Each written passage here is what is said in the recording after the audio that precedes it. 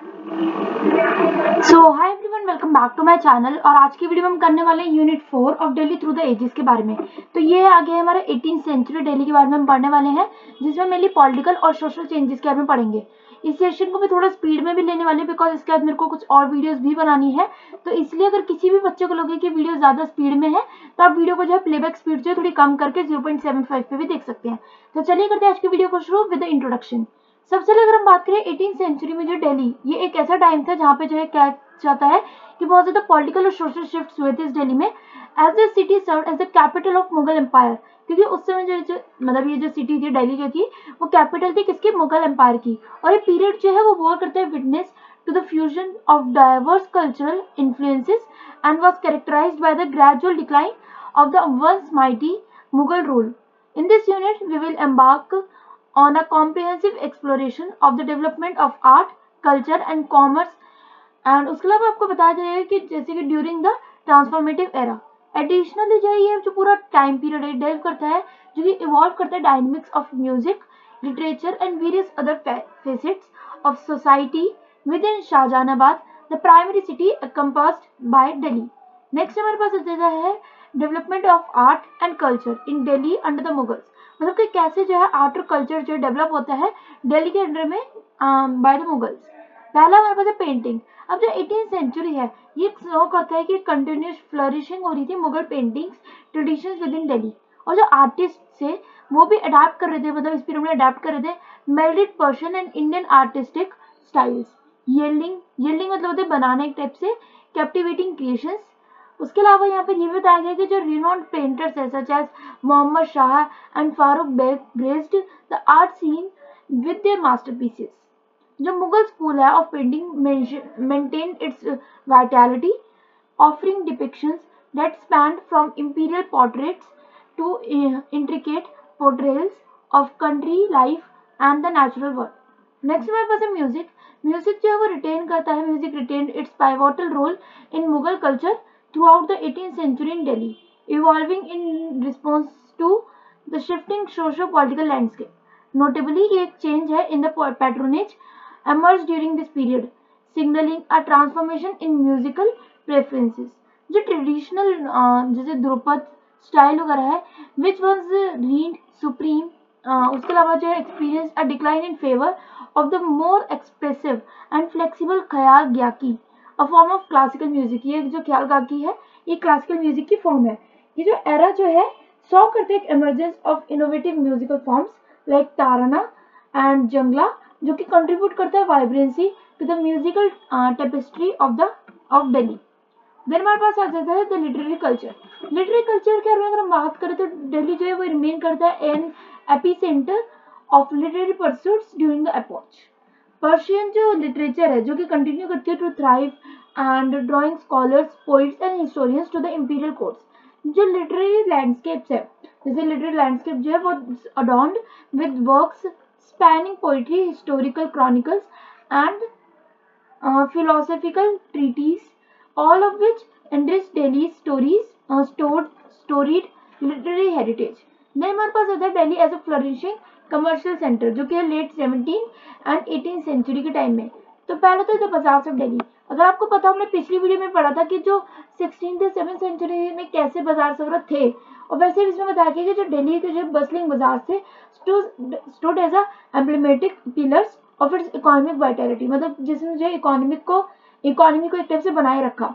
These vibrant markets served as a converging points of for traders from diverse corners of India and beyond, और ये offer करते हैं extensive array of commodities ranging from opulent textiles and exquisite jewelry to aromatic spices and fragrances। और ये market जो वो play करती है एक instrumental role in bolstering the cities economic prosperity.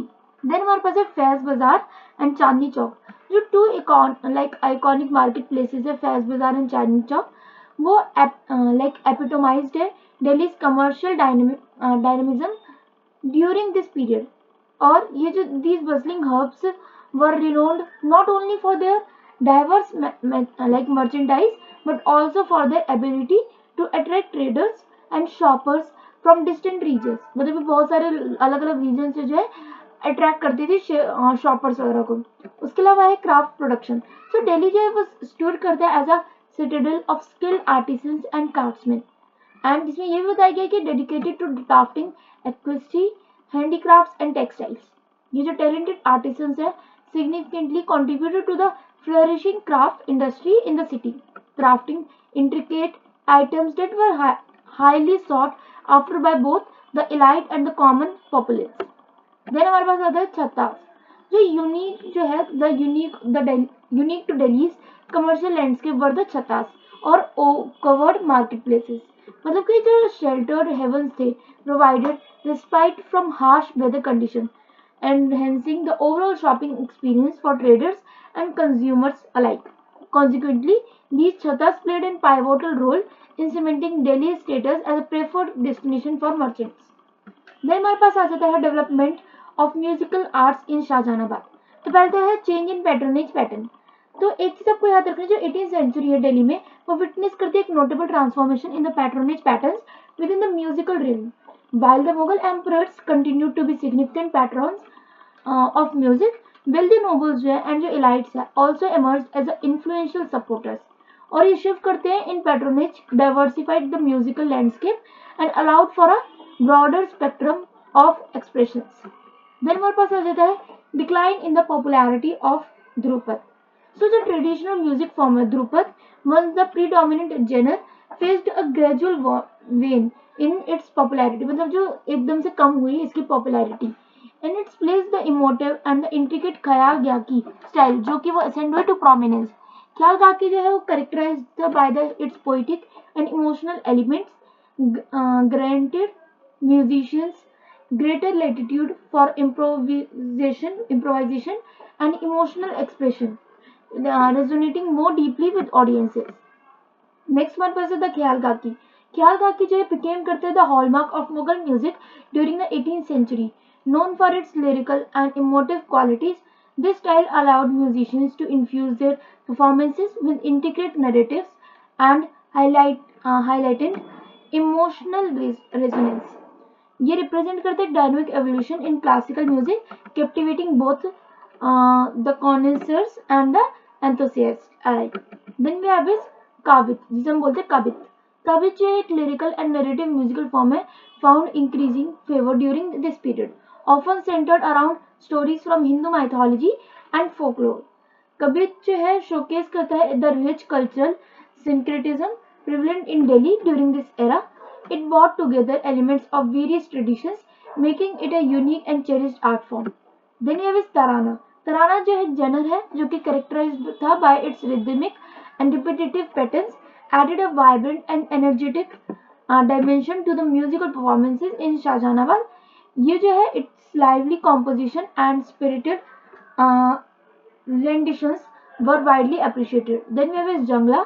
जंगला जो है with its brisk tempo and intricate compositions, it become करता है a genre that demanded a high level of skill and expertise from musicians. ये offer करता है एक dynamic and complex listening experience for those with discerning musical taste. Next we have is qawwali. Qawwali तो बच्चे जानते ही होंगे मोस्टली बच्चे, दैट इज ये ट्रेडिशन ऑफ कवाली जो कि डीपली रूटेड है in devotional and Sufi inspirations and continue to thrive in Delhi. Performances होती थी सूफी श्राइन्स की and spiritual gatherings attracted devoted followers.